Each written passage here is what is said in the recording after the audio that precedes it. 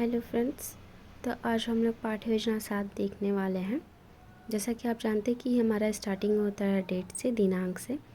तो हम दिनांक अपना डालेंगे, फिर आएगा विषय जो हमारा अर्थशास्त्र, उसके बाद आता है प्रकरण जो अर्थशास्त्र में पढ़ाने वाले हैं। जो टॉपिक है हमारा वो होता है प्रकरण। जैसे हमारा प्रकरण है आज का यातायात के साधन के प्रकार।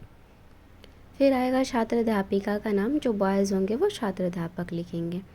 फिर आएगा विद्यालय का नाम, जिस स्कूल में हम टीचिंग के लिए गए हैं उस स्कूल का अपना नाम डालेंगे। फिर आएगा कक्षा, जिस क्लास को हम लेने गए हैं तो कक्षा। फिर आएगा कालांश, जिस पीरियड में हम गए हैं क्लास लेने वो, और अवधि यानी कि टाइमिंग हमारा कितने मिनट का होता है क्लास। फिर आएगा सामान्य उद्देश्य। तो सामान्य उद्देश्य में हम अपने विषय से संबंधित चीज़ों को लिखते हैं। जैसे हमारा विषय है अर्थशास्त्र, तो वैसे हम अपने सामान्य उद्देश्य में उसके प्रति लिखेंगे। जैसे छात्रों में अर्थशास्त्र के प्रति रुचि उत्पन्न करना, छात्रों को सामाजिक तत्वों से अवगत कराना, छात्रों के आर्थिक दृष्टिकोण को विकसित करना, छात्रों के अर्थशास्त्र के नियम एवं सिद्धांत का ज्ञान कराना, छात्रों में रचनात्मक कौशल का विकास करना। फिर उसके बाद हमारा आता है विशिष्ट उद्देश्य, जिसमें हम अपने प्रकरण से संबंधित चीज़ों को लिखते हैं। जैसे हमारा प्रकरण है आज का यातायात के साधन, तो उसके बारे में हम विशिष्ट उद्देश्य में लिखेंगे। जैसे कि छात्र यातायात के साधन के प्रकार की व्याख्या को समझेंगे। छात्रों को यातायात के बारे में बताना, छात्रों को यातायात के साधन का प्रयोग बताना, छात्रों को यातायात की विशेषता के बारे में समझाना, छात्रों को यातायात के प्रकारों की कठिनाइयों के बारे में बताना। उसके बाद हमारा आएगा सहायक सामग्री या सहायक शिक्षण सामग्री। इसका तात्पर्य होता है कि जो हम पढ़ाते वक्त अपनी चीज़ों का जो इस्तेमाल करते हैं हम क्लास में, उन चीज़ों के बारे में लिखते हैं। जैसे chalk, duster, roller board, chart paper, सैमपट आदि।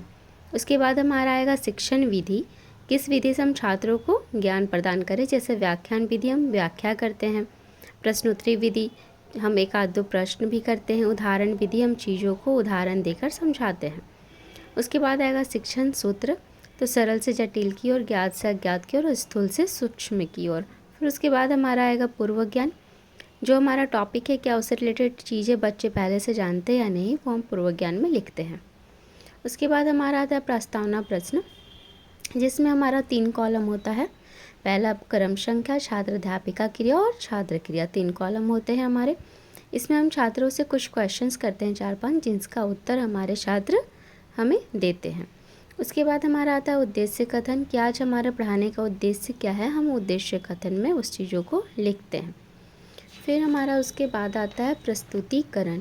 इसमें हमारा कॉलम होता है 5। पहला है शिक्षण बिंदु का, फिर छात्र अध्यापिका क्रिया का, छात्र क्रिया का, सैमपट क्रिया का और मूल्यांकन का।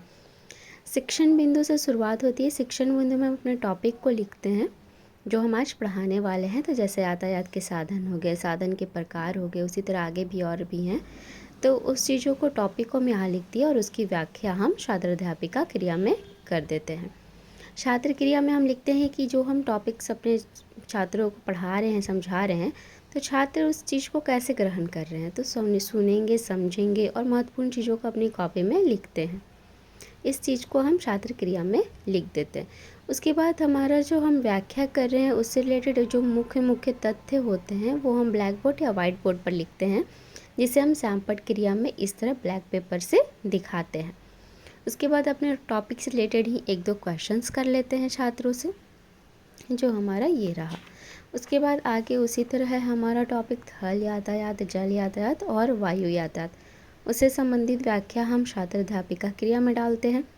छात्र क्रिया में हम वही डालेंगे जो हमारे बच्चे, जैसे कि हम जो समझा रहे हैं उसे समझते हैं, सुनते हैं, और उस जो हमारा चीज़ इस टॉपिक है व्याख्या जो कर रहे हैं उसका मुख्य चीज़ जो हम ब्लैक बोर्ड पे लिखते हैं उसे हम अपनी कॉपी में इस तरह से ब्लैक पेपर पर दिखाते हैं।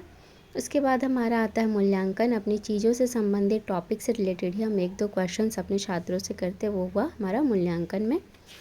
फिर उसके बाद हमारा आता है पुनरावृत्ति कार्य। ये पुनरावृत्ति कार्य होता है जो हम क्लास में छात्रों से 1-2 क्वेश्चंस करके ये जानना चाहते हैं कि जो हमने टॉपिक पढ़ाया क्या वो छात्र उस चीज़ों को अच्छे से समझे या नहीं। ये चीज़ें हम पुनरावृत्ति कार्य करके देखते हैं, जांचते हैं। फिर उसके बाद हम कक्षा कार्य देते हैं छात्रों को, जो हमें वो क्लास वर्क होता है जो हमें वहीं क्लास में वो करके हमें दिखाते हैं। फिर आता है गृह कार्य, जिसे हम उन्हें घर से करने के लिए कुछ कार्य देते हैं जो वो अपने घर से कर कर हमें ला कर दिखाते हैं। Thanks for watching.